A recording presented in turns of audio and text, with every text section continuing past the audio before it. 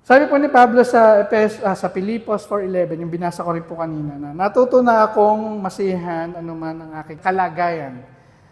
So coming from mismo kay Pablo yon, talagang napaka big deal po yun. Kasi di ba po, yung context nito, di ba Pastor? Yung sinabi niya to, may kasari-sari na yung naranasan. Actually, nakakulong siya dito, di ba? Nakakulong na meron na siyang mga nararamdaman, pero natutunan daw po niya na masiyahan anuman ang aking kalagayan. So, sa diwa po ng Dayeno or sapat na, ang puso na marunong magsabing salamat Panginoon, kahit wala nang dagdag, sapat na. Sa panahon po ngayon kasi maraming tao ang laging naghahanap ng higit pa. Ang tunay pong, siyempre kasiyahan ay hindi nakukuha sa pagdadagdag ng ari-arian o ano paman, kundi sa pagkilala na ang Diyos ay sapat na.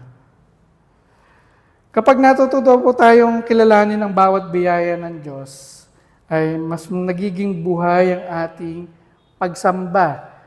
So, sa pagsamba po natin, hindi tayo sumasamba dahil hinahanap po natin yung ibibigay sa atin. Hindi po. Tayo ay sumasamba dahil ginawa na sa atin yung mga biyaya ng Diyos. So, sabihin, in other words, inaranasan na natin. Hindi po tayo nag-worship dahil gusto po nating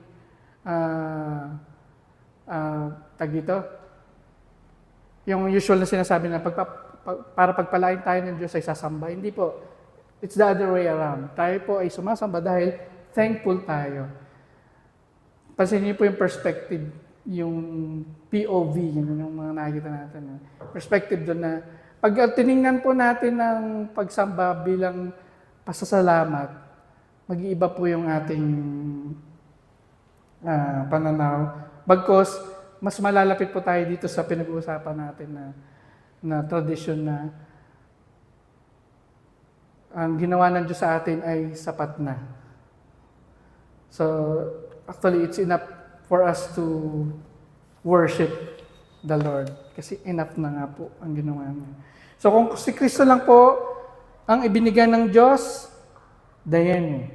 Ngunit alam natin na kasama po ni Kristo, ibinigay niya ang lahat na kailangan natin para sa ating salvation, para po sa ating buhay na ganap.